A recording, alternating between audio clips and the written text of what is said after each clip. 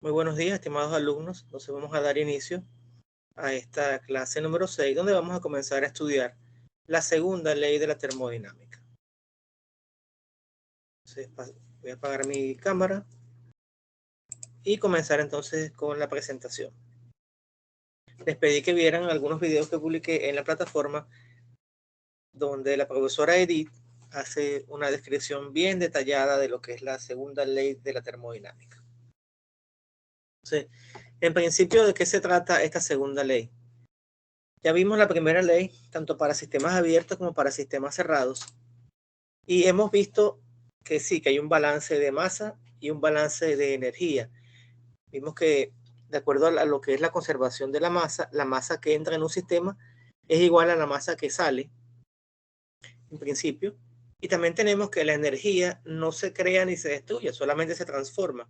Entonces, si esta energía no se crea ni se destruye, solamente se transforma, la energía que hay a la entrada de un sistema tiene que ser igual a la energía que hay a la salida, o mejor dicho, la variación entre la energía que entra y la energía que sale se traduce en forma de trabajo, bien sea de trabajo mecánico, o en forma de calor.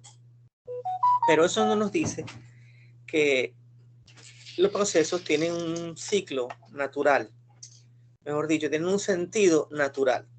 Entonces, habíamos conversado en las primeras clases, voy a ampliar esto aquí para que se vea mejor, que el calor fluye desde un foco caliente hasta un foco frío. Acá tenemos el ejemplo, tenemos esta fuente de calor que está caliente, va a descargar, por ejemplo, a un río o al medio ambiente. Eso lo vemos, por ejemplo, en los casos de las refrigeradoras. Las refrigeradoras van a descargar al ambiente.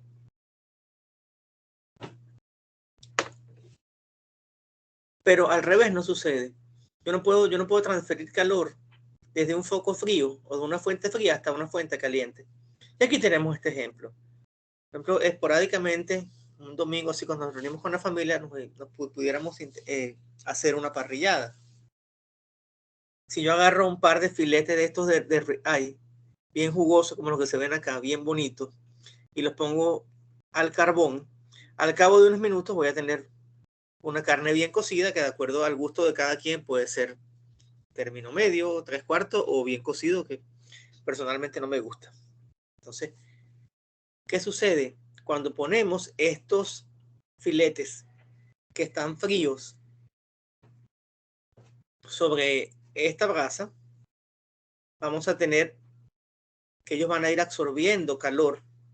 ¿Por qué? Porque ¿quién está más caliente allí? ¿Los carbones o la carne? Pregunto. ¿Dónde está el carbón? Correcto, muy bien, muy bien, muy bien. Entonces, ¿qué es lo que va a pasar? Ese calor se va a transferir desde la fuente caliente hasta el foco o fuente fría. Entonces, la carne va a comenzar a incrementar su temperatura y se va a cocinar. Va a recibir esa cocción interna y va a suceder esto acá. Esto ocurre solamente en este sentido, desde que la carne está cruda hasta que la carne está cocida. Pero en sentido contrario no va a ocurrir. Imagínense ustedes que yo agarre una carne bien caliente, bien jugosa, bien asada, bien sazonada, y la ponga en una parrillera que está fría. La carne la carne sí puede intercambiar calor con la parrillera.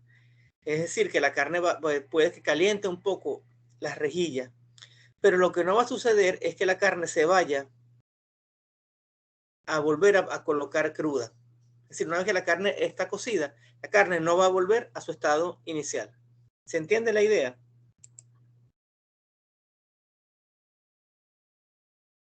Sí, profe. Entonces, para que un proceso sea realizable, entonces deben cumplirse de forma simultánea la primera y la segunda ley de la termodinámica.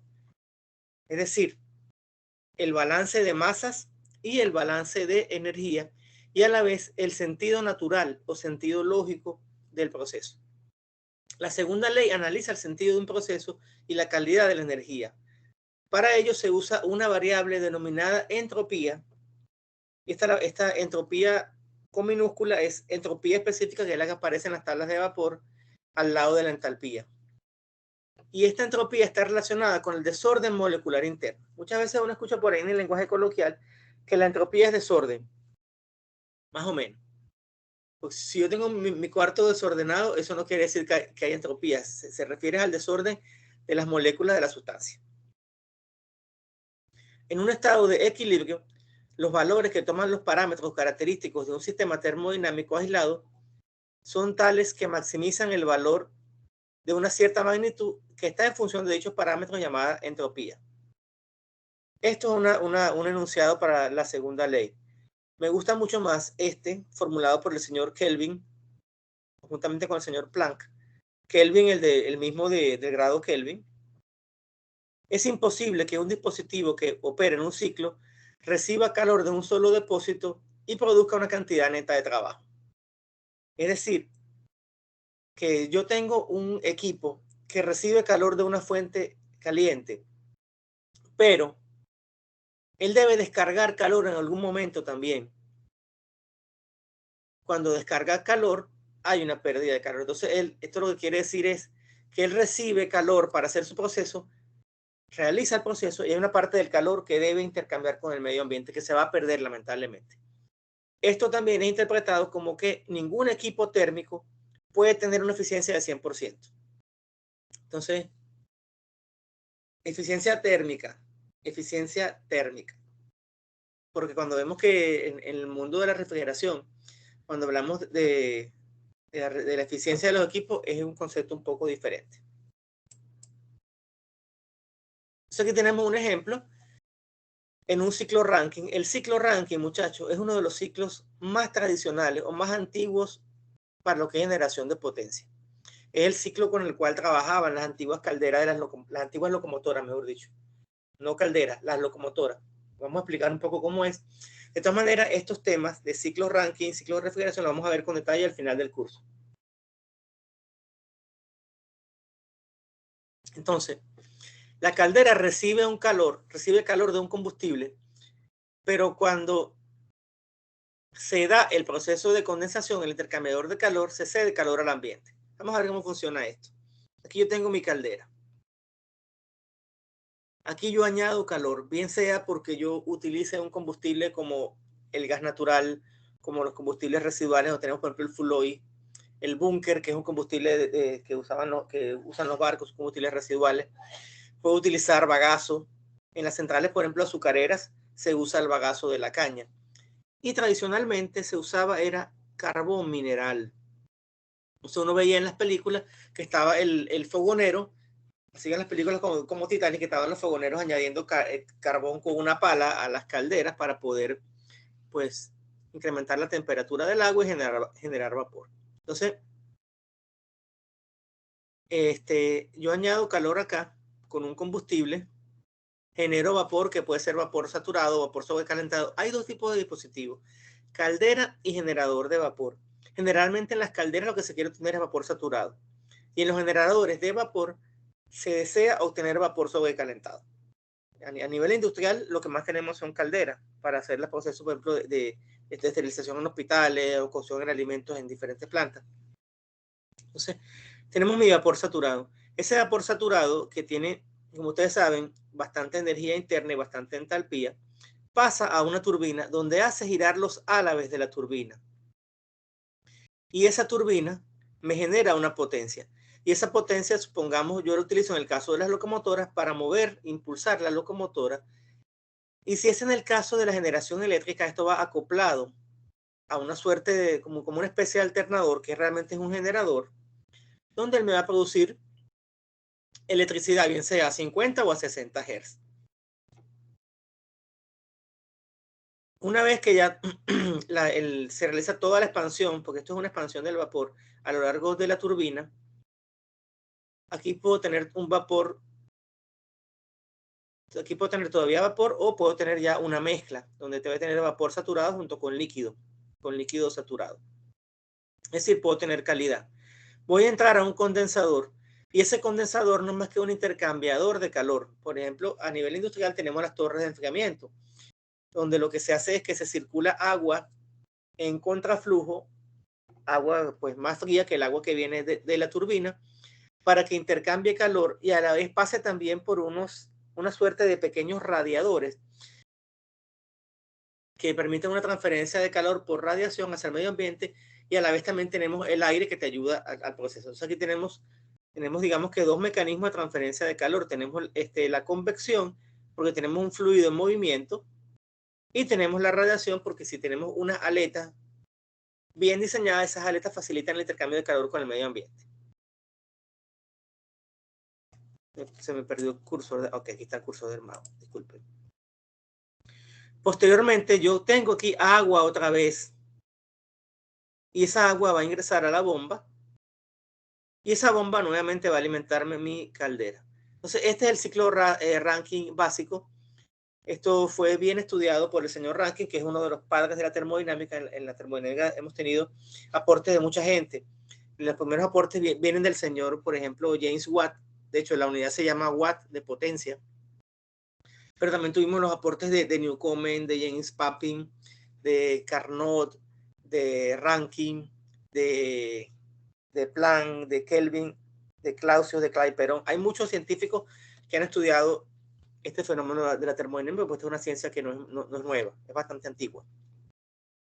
Tiene como 500 años más o menos la termodinámica. De hecho, se dice que en Alejandría había no me acuerdo, un científico, Herón de Alejandría creo, que él ya utilizaba el vapor en ciertas aplicaciones. Él generaba vapor para mover las puertas de los grandes templos griegos, y con eso decía a la gente que los dioses tenían gran poder y bla, bla, bla.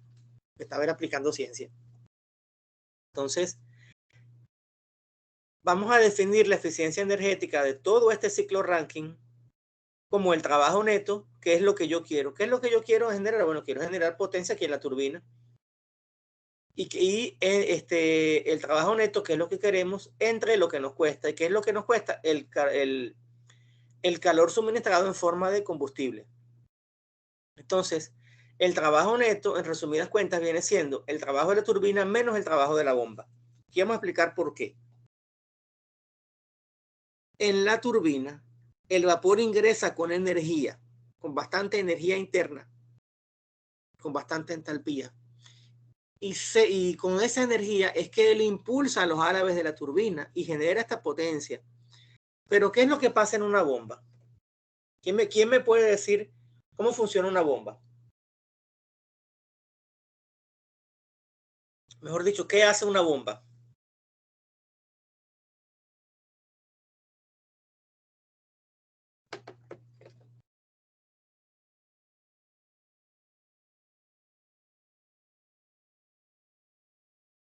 Hey, jóvenes, ¿están vivos o están dormidos todavía? Sí, profe, aquí estamos gritando. ¿Cuál es la función de una bomba? Aplicar presión. Muy bien, incrementa la presión. Entonces, pero la bomba le da presión al fluido por sí sola. Necesita energía para poder crear la presión. Exactamente. Como la bomba necesita energía, porque la bomba tiene que tener un motorcito, entonces yo necesito ingresar trabajo aquí. Fíjense, es un trabajo que va a entrar al sistema para mover la bomba. Entonces, ¿qué es lo que sucede? Que la bomba es accionada a través de la turbina en los ciclos Rankine tradicional.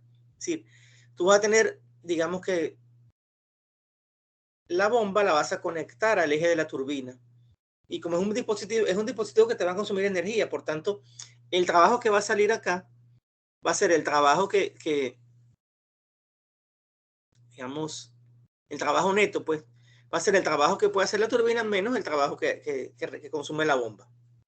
Entonces, esto en primera instancia. Además, al hacer un balance de energía del ciclo, considerando que no hay pérdida de fluido, esto es muy importante, no hay pérdida de fluido, esto siempre, no hay ningún escape por ahí. Entonces, no hay variación de energía interna en el ciclo. Entonces, la variación de energía es cero. Si la variación de energía es cero, por primera ley, sabemos que el calor es igual al trabajo.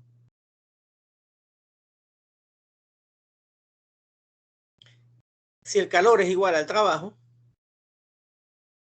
podemos decir que el calor es igual al calor en la fuente más caliente, que es QH, seguí la nomenclatura del texto, QH, y QL, que es el calor de la fuente fría.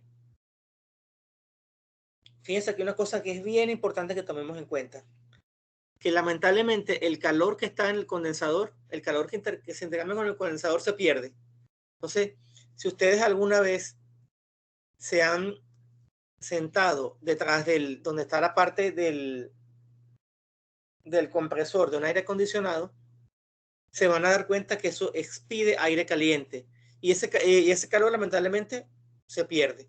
Cuando yo estaba pequeño, que las neveras tenían unas rejillas en la parte posterior, uno cuando lavaba los zapatos de hacer ejercicios, uno los colocaba allí en la parte posterior de la nevera para que se secaran con el calor de la nevera, porque justamente la nevera lo que hace es sacarle el calor a los alimentos y a los líquidos que están dentro de ella y lo cede al medio ambiente. Entonces, lamentablemente, este es un calor en el ciclo Rankine tradicional que se pierde. Y así fue como trabajaron las locomotoras de vapor durante muchos años, más de 100 años.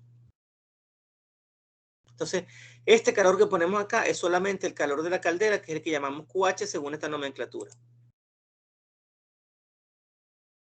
Entonces, el trabajo de la turbina podemos decir que es menos el trabajo de la bomba, que en resumidas cuentas es el trabajo neto, sería el calor aportado en la caldera menos el calor que se pierde en el condensador o intercambiador de calor dividido por el calor de la caldera.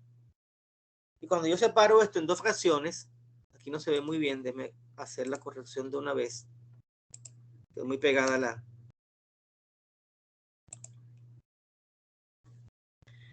Cuando yo hago esto, me queda que la eficiencia, esta letra que se llama... Esto es como la HY, no me acuerdo el nombre de ella en este momento. La eficiencia entonces va a ser igual a 1 menos el calor del condensador entre el calor de la caldera. Este número siempre va a ser un número positivo y va a ser menor que 1, porque el calor que se pierde en el condensador es menor que el calor que se añade en la caldera. Entonces de acá podemos concluir que la eficiencia térmica de una máquina nunca será igual a 100%. Y esto coincide con el postulado de Kelvin-Plan para la segunda ley. Entonces, ningún motor de combustión interna, ninguna central termoeléctrica, va a tener una eficiencia de 100%. Una eficiencia térmica, desde el punto de vista térmico. Porque, como ustedes saben, cuando hay transferencia de energía a través de ejes, siempre hay unas pérdidas por allí por fricción y lamentablemente por eso, porque la fricción ocasiona calor. Entonces, eso es una energía que se pierde. Entonces, ahí hablamos ya de eficiencia mecánica, pero inicialmente, desde el punto de vista térmico, la eficiencia térmica nunca va a ser de 100%. Veamos ahora algunos ejemplos de eficiencia térmica. Miren cuánto es la eficiencia de un motor de combustión interna a gasolina, que hace el ciclo de Otto, de 20 a 30%. Es decir, que alrededor del 70% de la energía que aporta la gasolina con su poder calorífico se pierde. ¿Y dónde se pierde la energía? La energía de un motor de combustión interna. ¿Dónde creen ustedes que se pierde?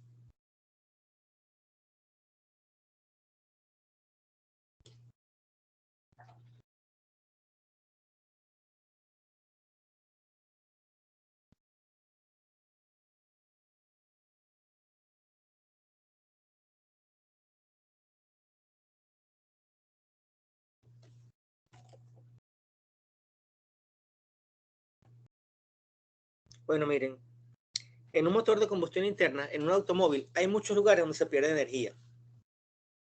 Desde el punto de vista térmico, hay una gran cantidad de calor que se pierde en los gases de escape. Si ustedes le ponen la mano a un motor que está en funcionamiento, ustedes van al tubo de escape, al muffler, ustedes van a ver cómo esos gases salen bien calientes. Si ustedes le ponen la mano, le tocan el muffler, se van a quemar la mano. Entonces, todo ese calor lamentablemente se pierde. Siempre se ha dicho, no, que los motores diésel son más eficientes. Eso es correcto, miren. Miren la eficiencia de un motor diésel. Está escrito diésel con mayúscula porque diésel es un apellido. El señor Rudolf Diesel, que fue quien desarrolló este tipo de motor allá en Alemania a finales del siglo XIX. Pues sí, la eficiencia de un motor diésel va de un 30 a un 45%. Por eso es que la persona que anda en un Hilux, en un Isuzu diésel, gasta menos en combustible que la persona que anda en un carro pequeño. Irónicamente, pero es así. En las centrales termoeléctricas que usan el ciclo Rankine modificado, porque ya el ciclo Rankine ha sido modificado, la eficiencia puede ir desde un 33 hasta un 60%. Y aquí, fíjense ustedes una cosa, la eficiencia de un motor eléctrico va desde un 85 hasta un 95%. Ahorita hay unos motores eléctricos bastante eficientes que inclusive la eficiencia va por encima del 95%. Entonces, muy a mi pesar, que soy amante de los motores de combustión interna, los automóviles eléctricos en pocos años, esperemos que no sean más de 50 años, van a hacer desaparecer el motor de combustión interna. Y digo esto porque un motor de combustión interna, bien sea diésel o a gasolina, es una máquina de relojería, es decir, una máquina de una precisión increíble. Entonces, sincronizar un motor eléctrico, un motor de combustión interna, mire, tiene su técnica. Entonces, cualquier desgaste en cualquier componente ya hace que el motor comience a funcionar de forma ineficiente y a tener problemas. Eso ustedes pues se imaginarán. Entonces, sí, lamentablemente el futuro es el motor eléctrico. Así que la empresa Tesla, bueno, quién sabe cuánto valdrá de aquí a unos años más. Y también tenemos para la segunda ley el enunciado del señor Clausius. Es imposible construir un dispositivo que opere en un ciclo sin que produzca ningún otro efecto que la transferencia de calor de un cuerpo de menor temperatura a otro de mayor temperatura.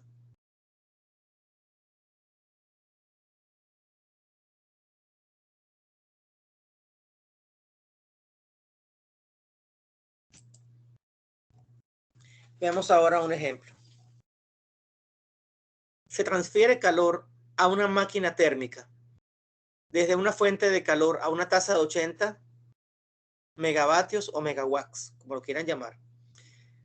Si la tasa de rechazo de calor hacia un río cercano es 50 megawatts, es decir, ese calor se va a descargar a un río. Determine la salida de potencia neta y la eficiencia térmica para esta máquina térmica. Entonces aquí tenemos un ejemplo, lo saqué de una ilustración por allí. Yo, cuando tengo una central de tipo termoeléctrico, fíjate que esto dice aquí central nuclear Vermont Yankee. En la central nuclear, el combustible ya no es carbón, ya no es gas natural, ya no es petróleo, ya no es bagazo, es energía nuclear. Pero esa energía nuclear también se va a utilizar en este reactor que está acá para generar vapor. Es decir, esa energía va a alimentar una caldera, la caldera va a generar vapor y va a ser un ciclo Rankine tradicional o modificado, por supuesto, porque el ciclo Rankine tradicional yo no creo que nadie lo use actualmente. Entonces, yo tomo agua para enfriamiento y también puedo tomar agua para lo que es el proceso del ciclo. Entonces, veamos ahora cuál es la eficiencia de esta central. Me están diciendo que descargo 50 megawatts a un río. Lamentablemente, los pobres pececitos, toda la flora y la fauna va a sufrir las consecuencias de ese ingreso de agua caliente. Suponiendo nada más que sea caliente, que no venga, imagínense que venga contaminada ya con residuos industriales. Entonces, el calor descargado del río sería 50, el calor entregado a una caldera sería 80. Yo saco esta división 50 entre 80 y a uno le resto este número, me da 37.5%. Me faltó el símbolo de porcentaje.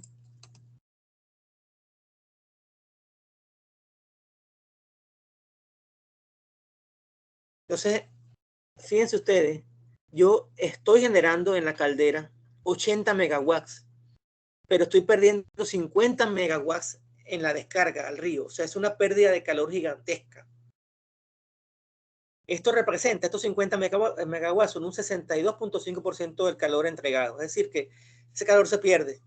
Y si a eso le vamos sumando todas las ineficiencias que hay en el camino, porque hay pérdidas por fricción entre los diferentes equipos, la eficiencia de esta planta va a bajar considerablemente.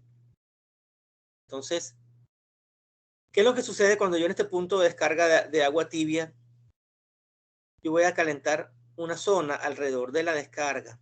Y eso le va a hacer daño a los peces y a toda la flora que está ahí en el río. Entonces, si esta máquina descarga un 62.5% de la energía calorífica del ambiente, es ineficiente. Ahora la pregunta ¿es posible aprovechar parte de este calor? Sí es posible aprovecharlo. Para ello, se han hecho modificaciones a este ciclo Rankine. Aquí tenemos ahora otro ejemplo donde tenemos un ciclo Rankine tradicional, que es el que utilizaban las las locomotoras a vapor. Me dicen que la caldera requiere 210 megawatts y el intercambiador, que es la parte del condensador, emite 120 megawatts al ambiente. Vamos a aclarar aquí una cosa. Un condensador realmente es un intercambiador de calor, pero la diferencia entre un condensador y un intercambiador de calor es que un condensador es un equipo específico donde va a ingresar agua, bien sea en forma de vapor saturado o en la mezcla líquido-vapor, y la va a convertir toda en agua líquida. Aquí no puede haber vapor acá porque no puede ingresar vapor a una bomba. Si a la bomba le ingresa vapor, sucede un fenómeno que se llama cavitación, que destruye la bomba por dentro. Entonces, por lo menos la salida del condensador tiene que ser líquido saturado. Y ese líquido saturado ingresa a la bomba, donde la bomba lo va a comprimir, y ya no va a ser líquido saturado, sino que a la salida de la bomba va a ser líquido comprimido. Entonces, teniendo el calor suministrado a la caldera, que es 210, el calor que se intercambia en el condensador, que es 120, calculamos la eficiencia de este ciclo, que es de 42.86%. Nuevamente acá tenemos que el 57.14% del calor que yo añado en la caldera es transferido al medio ambiente. Entonces, también tengo pérdida. Tampoco es muy eficiente que digamos este ciclo desde el punto de vista térmico. Aquí hay una nota interesante. El agua para las calderas debe ser tratada químicamente y es costosa de obtener. Por tanto, en ciclos de potencia, se trata de recuperar toda el agua que sea posible. Y por eso que tengo un condensador. En las locomotoras a vapor, era necesario recargar el agua cada cierto tiempo. Fíjense, aquí tenemos en esta foto, tenemos que la locomotora está como en una estación, y aquí hay un tanque de agua y aquí se ve una manguera. Esta manguera era para llenar el tanque de la locomotora. Entonces, cuando se hacían esos viajes en los ferrocarriles a vapor, más o menos tenía que haber una estación entre cada 100 y 160 kilómetros, porque ese era el tiempo que te podía rodar una locomotora a vapor. Cuando a la locomotora se le acababa el agua, ya no tenía energía, entonces ya se paraba. Entonces, esto era porque había pérdidas. En esa época no estaban tan desarrollados los sistemas de sellado como están al día de hoy, y siempre se perdía vapor. Entonces, no era posible recuperar todo el agua. Siempre había una pequeña pérdida, y ya cuando recorría esa distancia, pues ya no tenías agua. Entonces, el señor Rankine, que fue el padre de este ciclo, vinieron otros investigadores posteriormente a él y desarrollaron los ciclos Rankine mejorados. Entonces, hay dos mejoras fundamentales en el ciclo Rankine tradicional. Tenemos el ciclo Rankine con recalentamiento y el ciclo Rankine con regeneración. Aquí a la izquierda tenemos, de la derecha, sí, esta es la derecha. Aquí tenemos el ciclo Rankine con recalentamiento, muy parecido al ciclo tradicional que ya vimos. Tenemos el agua líquida, ingresa a la bomba donde es comprimida, pasa a esta caldera, donde se obtiene vapor saturado o vapor sobrecalentado, ingresa a la turbina y realiza la expansión. La diferencia radica, con el ciclo tradicional, es que cuando tengo una de las etapas intermedias, yo saco una cantidad de vapor. Bueno, que en este caso no es una cantidad, que en este caso es todo. Yo ingreso mi vapor a la turbina a través del punto 3.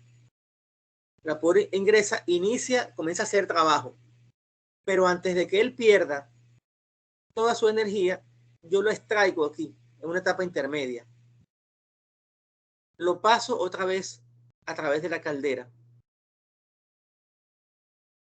donde él se recalienta, y al recalentarle le doy más energía y lo ingreso en otra etapa de la turbina, una etapa de menor presión, donde él sigue realizando trabajo, y ahí sí sale, ahí sí, fíjense que ya ahí ya una vez que este vapor que entra por acá, será el mismo vapor que sale por acá al final del ciclo.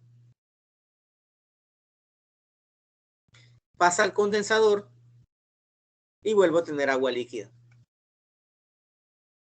Entonces eso haría que el calor que yo intercambio acá con el ambiente sea menor que en un ciclo Rankine tradicional. Y ahora acá tenemos el ciclo Rankine con regeneración. Nuevamente parto de acá, tengo mi agua líquida, la comprimo en la bomba, ingreso,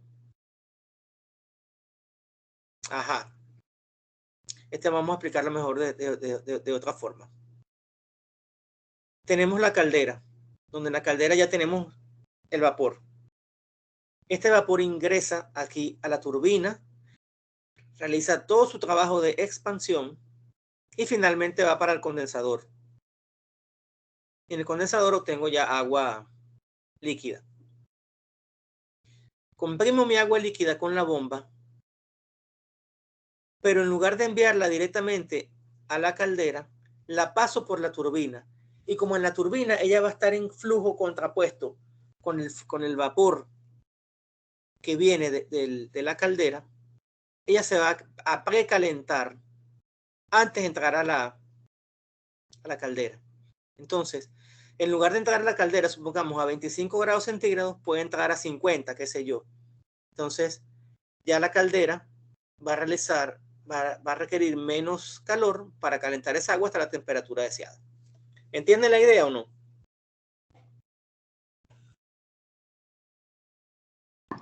Sí, entiendo, profe. ¿Sí o no? Porque no escuché bien.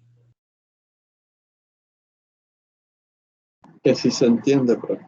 Perfecto. Entonces, estas son algunas mejoras que han hecho mis colegas, los ingenieros mecánicos, a lo largo de la historia para mejorar la eficiencia del ciclo. Entonces, recalentamiento y regeneración. Entonces, veamos ahora un último ejemplo ya para concluir la clase, donde tenemos un refrigerador doméstico con un COP, Coefficient of Performance, o en español, coeficiente de desempeño. Tenemos que este refrigerador es bastante ineficiente, tiene un coeficiente de desempeño de 1.2, extrae calor del espacio refrigerado a razón de 60 kJ por minuto. Es decir, que la capacidad que él tiene es de extraer 60 kJ por minuto del compartimiento interno del refrigerador.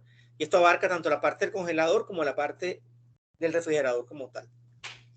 Recuerden que el refrigerador, la idea es congelar, en cambio que en el congelador, perdón, la idea es congelar o tener hielo. Y en el refrigerador es bajar la temperatura, pero sin llegar al grado de congelación. Determine la potencia eléctrica requerida por el refrigerador, consumida, mejor dicho. Es decir, esta es la potencia que me va a gastar el compresor. Y la tasa de transferencia de calor hacia el medio ambiente. Entonces vamos a ver cómo funciona una nevera. De forma muy simplificada. En una nevera, yo conecto mi nevera, una nevera eléctrica, porque antiguamente había neveras de queroseno, pero era otro principio de funcionamiento. Las neveras de queroseno. Todavía se ven por ahí en algunos campos. Entonces, en la nevera tengo fundamentalmente un compresor.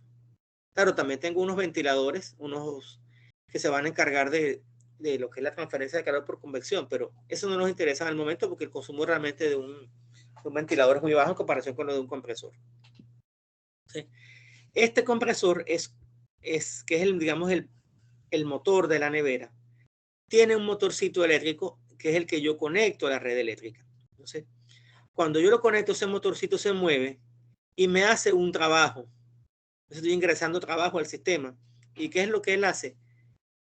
Él comprime un gas, que es el gas de proceso o gas refrigerante.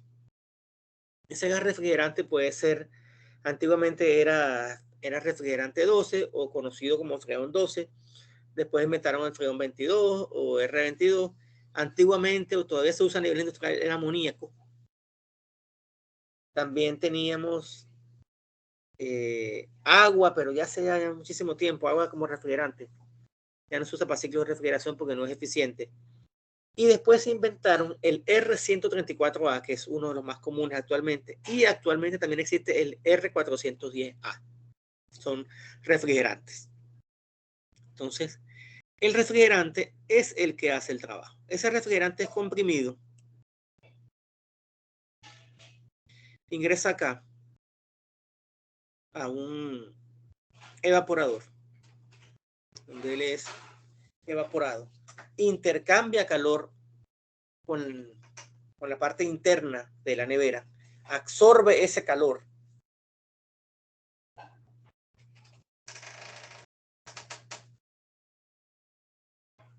Y después lo expulsa al medio ambiente. Entonces, disculpen, me confundí un poco acá, ya va, con el sentido de las flechas. Él comprime, toma el calor y lo expulsa hacia el medio ambiente. Tenemos una válvula de expansión donde él se expande, intercambia el calor con lo que está dentro de la nevera y finalmente lo expulsa hacia el medio ambiente. ¿Estamos claros entonces? Comprimo, cedo calor al medio ambiente, me expando y tomo el calor de los alimentos y las bebidas. Entonces, yo le saco el calor a los alimentos y ese calor, ¿dónde lo intercambio? Con el medio ambiente. Entonces, se define el coeficiente de operación como la salida deseada.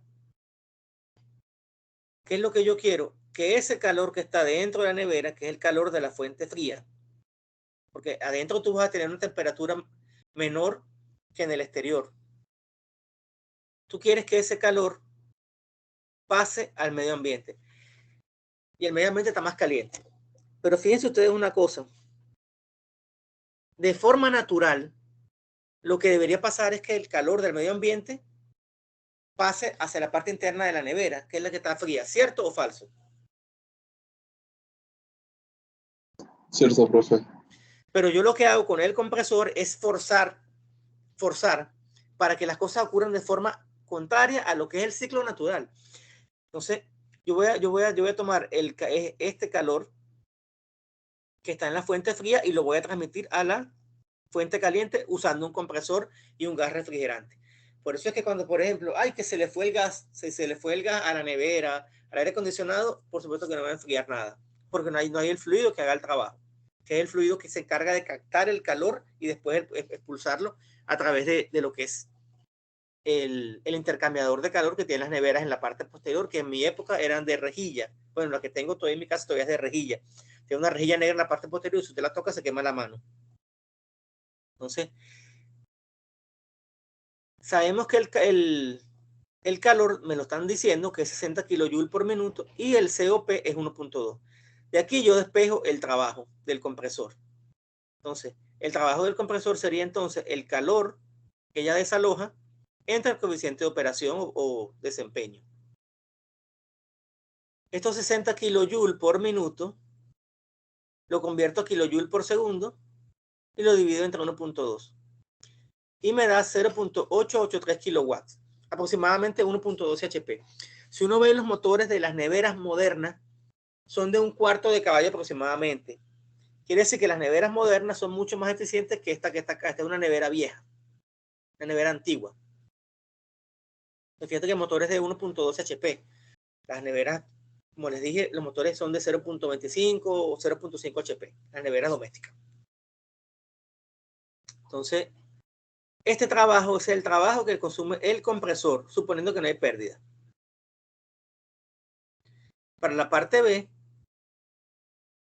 como sabemos la potencia del compresor, queremos calcular el calor que se intercambia hacia el medio ambiente, que sería el calor que está acá, el calor que saco de los alimentos, más el trabajo del compresor. Aquí lo tengo. Sería 110 kilojoules por minuto, que es 1.83 kilowatts. Muy bien. ¿Alguna pregunta, jóvenes?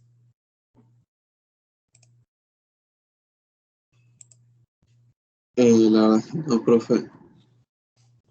Vos, sí tengo una pequeña pregunta. Todos estos líquidos del coolant y eso, por ejemplo, el R22, el R410A, no me acuerdo si así era, pero todos esos, o sea, ¿se pueden llegar a acabar en una refrigeradora?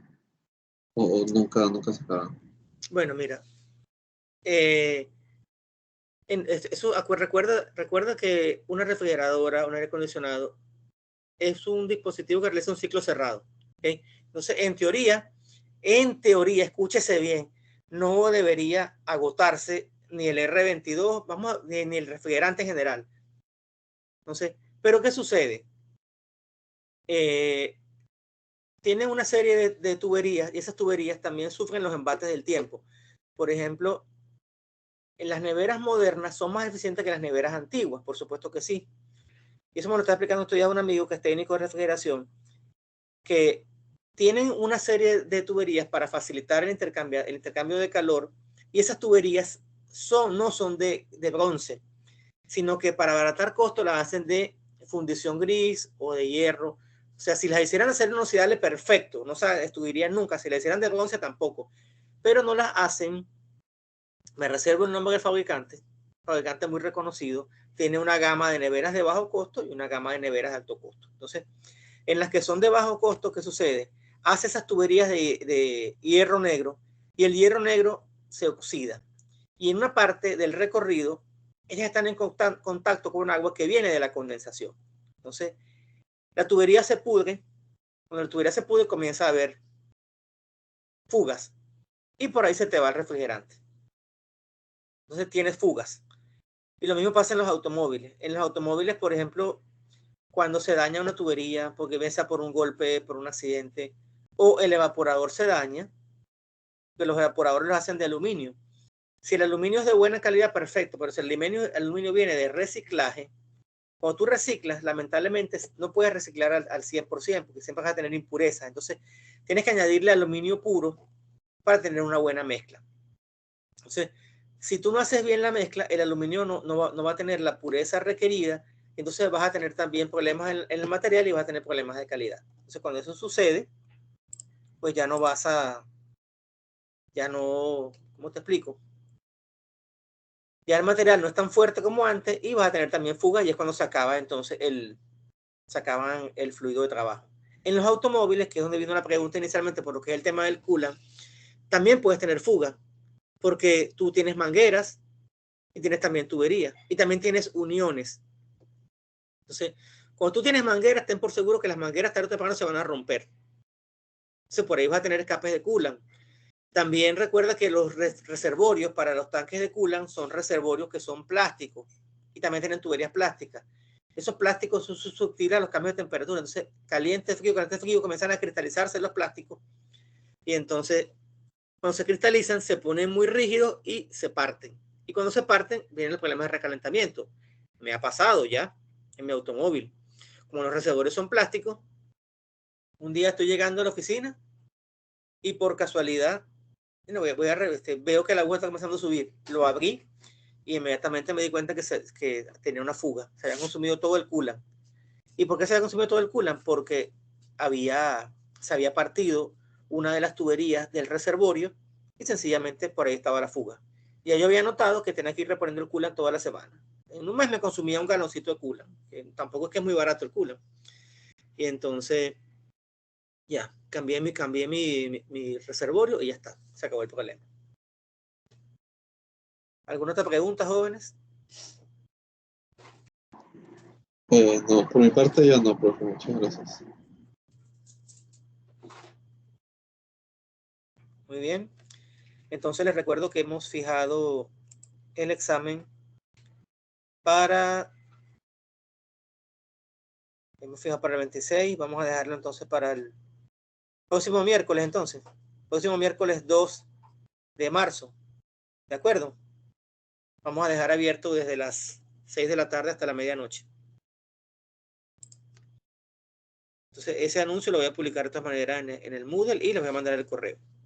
¿Es desde las 6 de la tarde o 6 de la mañana? Por mí no hay problema. Pero hemos conversado que desde las 6 de la tarde para la gente que trabaja. Que estén tranquilos. Profe, una ¿Sí? consulta, ¿y por qué no lo pone desde la mañana y lo deja abierto hasta la medianoche? Porque algunos tenemos clase en la noche con otra materia. Entiendo. Perfecto. No se hable más. No se hable más. Ya. A partir de las 8 lo van a tener abierto. Listo.